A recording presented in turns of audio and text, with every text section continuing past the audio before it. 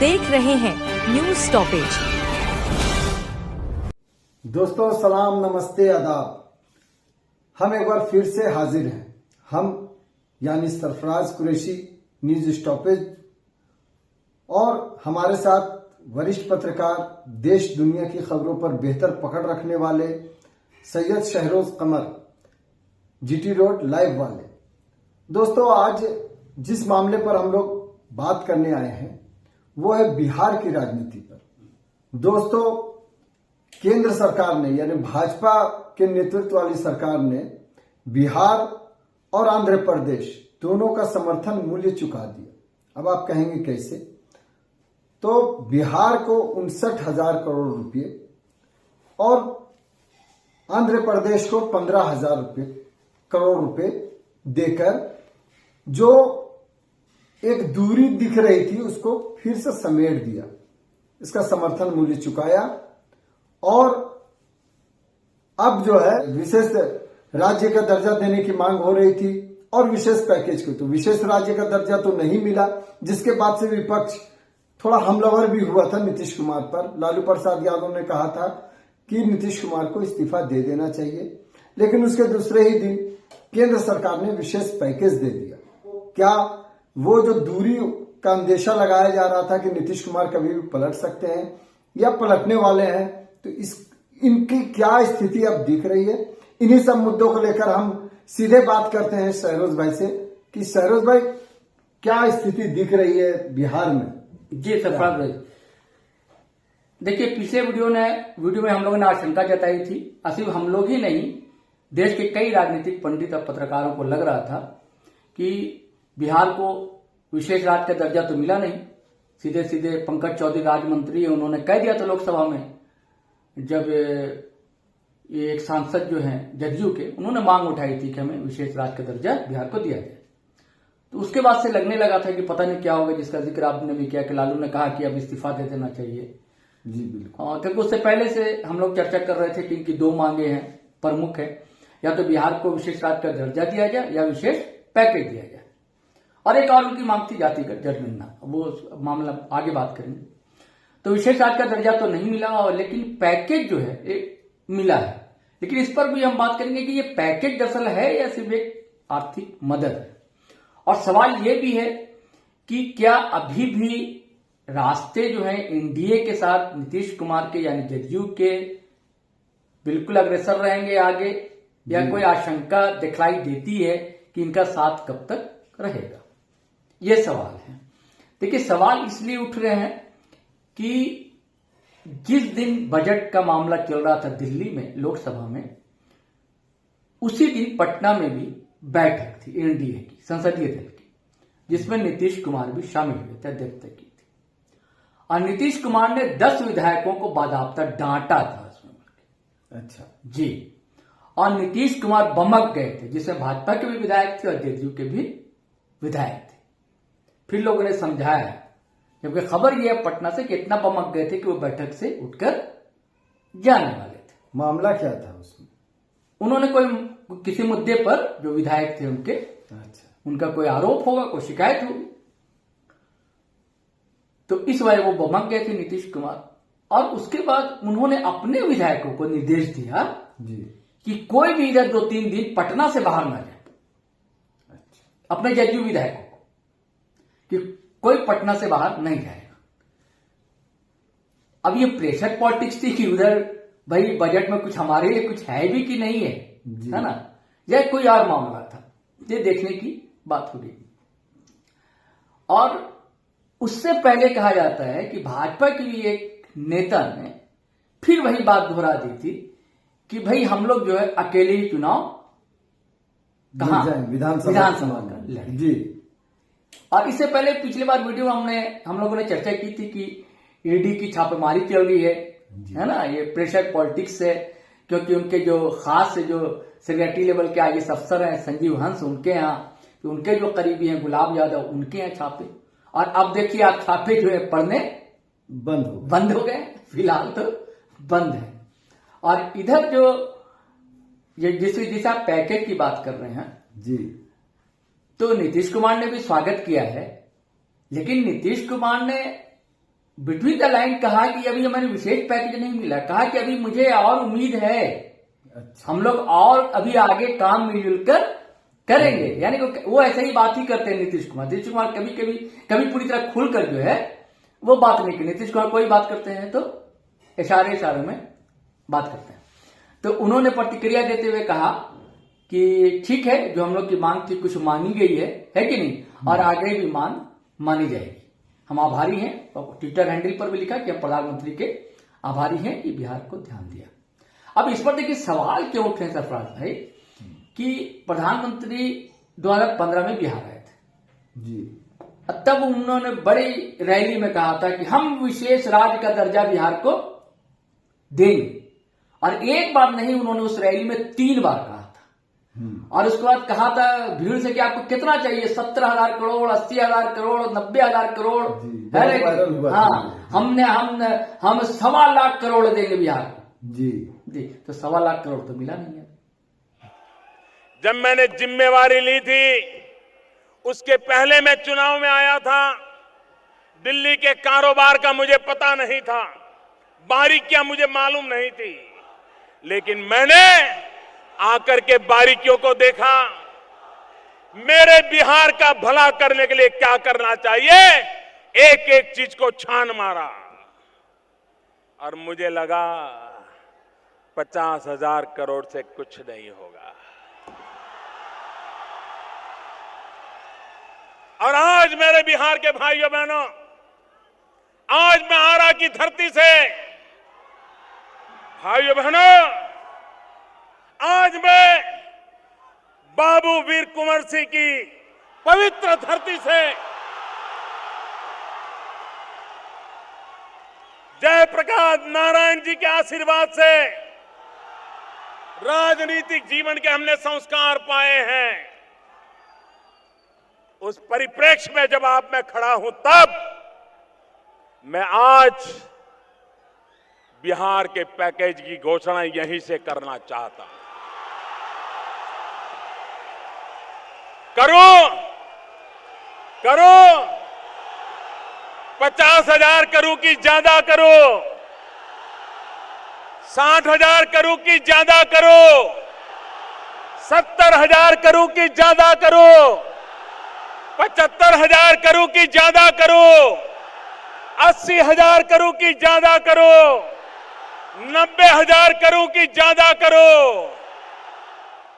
मेरे भाइयों बहनों, मैं आज वादा करता हूं, दिल्ली सरकार, कान बराबर ठीक रख के सुन लीजिए, दिल्ली सरकार 1.25 लाख करोड़ रुपए का पैकेज देगी। 1.25 लाख करोड़ रुपया बिहार का भाग्य बदलने के लिए, 1.25 लाख करोड़ रुपया। मेरे भाइयों बहनों, मैं आपका मिजाज देख रहा हूं, हर कोई खड़ा हो गया है। आप मुझे आशीर्वाद दीजिए, आप मुझे आशीर्वाद दीजिए मेरे भाइयों बहनों। 1.25 लाख करोड़ रुपया बिहार का भाग्य बदलने के लिए। जी, लेकिन एक सवाल ये भी आ रहा है शरद भाई कि ये जो पैकेज मिला है, ये दरअसल दिखावा है। हाँ, बिल्कुल सही। क्योंकि इसके पीछे की जो कहानी है कि मनमोहन सरकार में ही कई चीजों पर पैकेज दिया गया। सही कहा, हाँ, बिल्कुल सही। ये क्या मामला है, ये इसके बारे में देखिए, अभी जो कहा जाता है ना कि वो एक कहावत है सरफराज भाई जी कि नई बोतल में पुरानी शराब, वही वाली बात है। कहा जा रहा है कि इनको जो 59,000 करोड़ का जो मिला है ये मामला, सिर्फ कोई सीधे बिहार को फंड नहीं मिला है।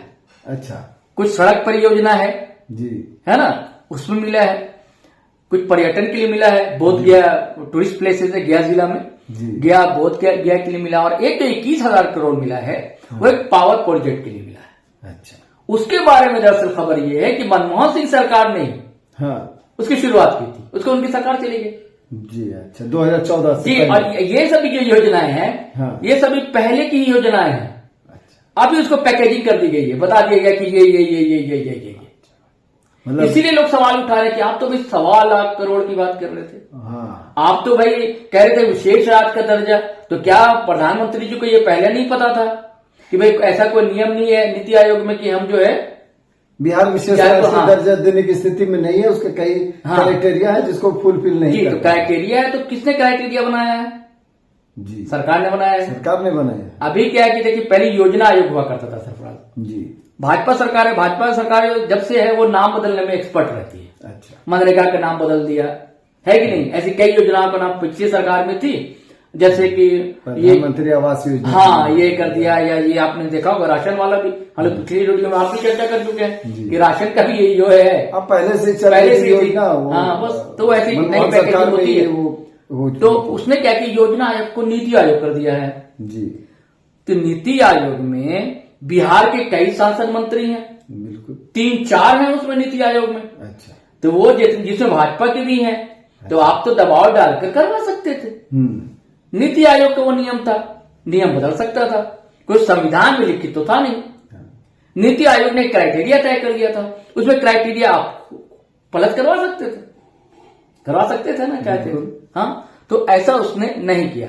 अब आपने सही कहा कि वो पुरानी पैकेजिंग थी, नए ढंग से शामिल हुई है। लेकिन अब जो बजट में जो मिला है बिहार को जी या आंध्र प्रदेश को, जी, तो इन दोनों के मिलने से ये तो साफ हो गया कि समर्थन मूल्य जो केंद्र सरकार को समर्थन किया है इन लोगों ने, इसलिए इनका मूल्य भाजपा ने चुकाया है जी। जो आज एक बड़े अखबार की हेडिंग भी है, सुर्खियों में भी है जी।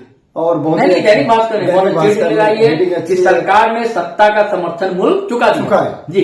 तो अब देखिए इसको किस नजर से देखते हैं कि बिहार को आने वाली जो राजनीति है, बिहार में विधानसभा चुनाव है, इसका क्या असर दिखेगा? देखिए मैंने आपसे चर्चा की अभी कि आपने भी कहा कि लालू प्रसाद ने कहा कि इस्तीफा दे देना चाहिए, और जो आपको कहा एक बैठक की बात की मैंने एनडीए की, विधानसभा मानसून सत्र चल रहा बिहार जी, और तेजस्वी यादव प्रतिपक्ष के नेता उनको होना चाहिए। हाँ, लेकिन बताया जा रहा है कि वो बीमार है, इसलिए लंदन में है जी, ठीक है, लंदन में, हाँ वो रीढ़ की हड्डी में उनको प्रॉब्लम थी। खैर जो भी कारण हो, ये बताया जा रहा है उनकी ओर से, हाँ। लेकिन वो नहीं है, बिना प्रतिपक्ष नेता ये है। वो होते तो भाई स्वाभाविक सी बात है कि प्रतिपक्ष के नेता तो कुछ आलोचना करेंगे जी। लेकिन आज 2 घटना हुई सरफराज भाई जी, वो तो नहीं है, लेकिन तेज प्रताप यादव हैं उनके बड़े भाई, राजद के नेता, उनसे कुछ नोकझोंक तो हुई है जी। लेकिन नीतीश कुमार ने एक तारीफ भी कर दी हाँ जी राजद की, मतलब भरी विधानसभा में तारीफ की, इधर उधर भी नहीं। अच्छा, कहा कि देखिए जातिगत जनगणना जो है, जब हम लोग साथ में थे तो हम ही लोगों ने इसे आगे बढ़ाया। बिल्कुल, ये तो तारीफ कर रहे हैं आप, तारीफ कर कि हम लोग साथ में थे तभी हम लोगों ने जातिगत जनगणना को इस मुकाम से कराया। कि नीतीश हमेशा कुछ बोलते हैं, उनके कुछ होता भाजपा को कुछ सुना रहे हैं जी, बताइए हाँ कि आप जानते हैं कि इस आपको मैंने पिछले वीडियो में बताया था कि ये भी इनका मुद्दा है। हाँ बिल्कुल है, आरक्षण तो है हाँ, क्योंकि तेज प्रताप यादव ने कहा कि आप क्यों नहीं चाचा 9वीं अनुसूची में डलवाते हैं। हाँ, अच्छा 9वीं अनुसूची में डलवा दीजिए, केंद्र में आपके सहयोग में है हाँ। तो इसी के लिए नोक झोंका। लेकिन इन्होंने फिर तारीफ की नीतीश कुमार ने कि हम लोग साथ में थे जब हाँ। तो हम लोगों ने इसे कराया था हाँ। मतलब उन्होंने बता दिया कि भाजपा वाले इसके विरोध में थे। हाँ, तो ये भी वो तो राजद का नाम नहीं कह सकते थे, आप लोग बोलते कि हमने पिछली सरकार में, ये कह सकते थे बिल्कुल, कौन को टोकने जाता है, ये करने जाता है, कह सकते थे भाई, कह सकते थे हाँ। लेकिन ये उन्होंने नहीं कहा। तो ये सब मामला जो है ना सरफराज भाई शंका पैदा करता है कि क्या कि उनके मन में कुछ चल रहा है क्या, या फिर वही बार्गेनिंग की बात है कि हमको और मिले, पूरा पैकेज तो मिला नहीं है हाँ। उनको भी पता है कि ये कौन कौन सी योजनाएं थी और कब की थी, हम लोग जान रहे हैं, पत्रकार जान रहे हैं, नेता जान रहे हैं, नीतीश जी को नहीं मालूम है, वो तो मुख्यमंत्री है बिल्कुल, है ना भाई, 18-19 साल से मुख्यमंत्री हैं, उनको तो पता होगा। तो कहीं ये तो नहीं है कि जिस तरह से बताया कि भाजपा के नेता फिर से एक राग अलाप रहे हैं कि हम लोग को अलग चुनाव लड़ना हाँ, चाहिए, और जी सीट का जो बंटवारा अभी होना है विधानसभा चुनाव में जब होगा तो पहले ही से तो नीतीश कुमार अपना प्लॉट तैयार नहीं कर ले रहे हैं कि हमको कितनी सीटें चाहिए हाँ, और भाजपा को कितनी हम सीटें देंगे, ड्राइविंग सीट पर हम ही रहेंगे क्योंकि उनकी आदत रही है वो ड्राइविंग सीट पर ही बैठे रहे, चाहे वो आरजेडी के साथ हो या किसी के साथ में तो इसको किस नजर से देखिए। एक बार और हमने पीछे वीडियो हमने कहा था कि चाणक्य सिर्फ एक नहीं है जी कहा था ना, जी, दो चाणक्य है। हाँ तो अभी तो हमारा बिहार वाला चाणक्य तो आगे रह गया। हाँ ईडी वीडी भी बंद, हाँ अपना जितना भी लेना था कुछ तो ले ही लिया ना भाई, बिल्कुल। कि पूरे देश में चर्चा हो रही है कि सत्ता का समर्थन में चुकाना पड़ा, यानी कि वो जो बड़े चाणक्य थे उनको झुकना पड़ा, जी है ना। अपना जितना लेना है कुछ तो लिए ही, है ना। तो फिलहाल तो ये बढ़त में दिखाई हमारा चाणक्य जो बिहार वाला है वो दिख रहा है। तो अभी और क्या क्या बार्गेनिंग होगी, क्योंकि रास्ते तो उसके खुले हुए हैं आरजेडी से। हाँ, लेकिन राबड़ी देवी ने एक बात कही है, हाँ, अब स्वागत नहीं होगा नीतीश का, ये क्या है? हाँ, सुनिए ना। तो अमित शाह ने कहा था कि हमेशा हमेशा के लिए दरवाजे बंद हो गए हैं। हाँ, नीतीश बाबू हमेशा के लिए दरवाजे हाँ, बंद तो हो ये गए। सब तो होता रहता है राजनीति में सरफराज साहब। मतलब ये कहीं इशारा तो नहीं है कि हम स्वागत नहीं करेंगे, अचानक से स्वागत हो जाएगा। ये तो देखिए राजनीति में सुबह सुबह तक लोग बोलते रहते हैं। बाबूलाल जी ने बोला था, सुबह में बोला था कि लाल किले से हम कूद जाएंगे, कुतुब मीनार से, भाजपा में नहीं जाएंगे, पता लगे शाम में भाजपा में चले गए। तो ये सब राजनीति में, क्योंकि जब तक जहां पर है वो बोलना पड़ता है।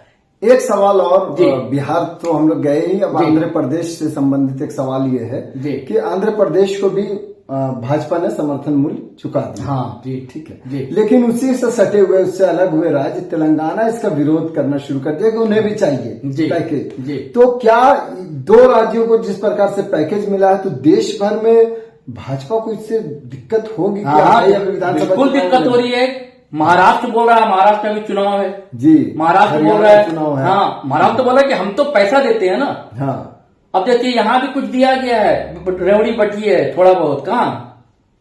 झारखंड में। हाँ, सीधे झारखंड सरकार को नहीं, रेलवे के विस्तार के लिए जी, लोहरदगा टूरी ये सब है ना, ये सब विस्तार के लिए थोड़ा। जैसे बड़ा कमेंट भी किया है इन्होंने, हमारे हेमंत सोरेन चीफ मिनिस्टर जो है, बोला कि ये भी तो पता कर लीजिए कि हम लोग से लेते कितना। हाँ, हमारा राजस्व जो है कितना लाख करोड़ बाकी है, बिल्कुल केंद्र को देना है, झारखंड को नहीं दिया है। कई बार चिट्ठी झारखंड सरकार भेजती है, नहीं मिला है ना। इस मामले को झारखंड सरकार हाँ, जेब में उठाता है, सरकार बोलती रहती है। तो उन्होंने यही कहा, उसका तो उन्होंने अपने ट्विटर हैंडल पर भी लिखा है हेमंत सोरेन ने, कि ये भाई कैसा सबका विकास सबका साथ। अच्छा, है ना, ये भी कमेंट उन्होंने किया है। हाँ, आप जो कह रहे हैं तो चुनाव पर, चुनाव पर वही मैं बता रहा हूँ, चुनाव पर बिल्कुल असर पड़ेगा। तेलंगाना भी राज्य अलग हुआ है भाई, जैसे कि बिहार से अलग हुआ था झारखंड, है ना।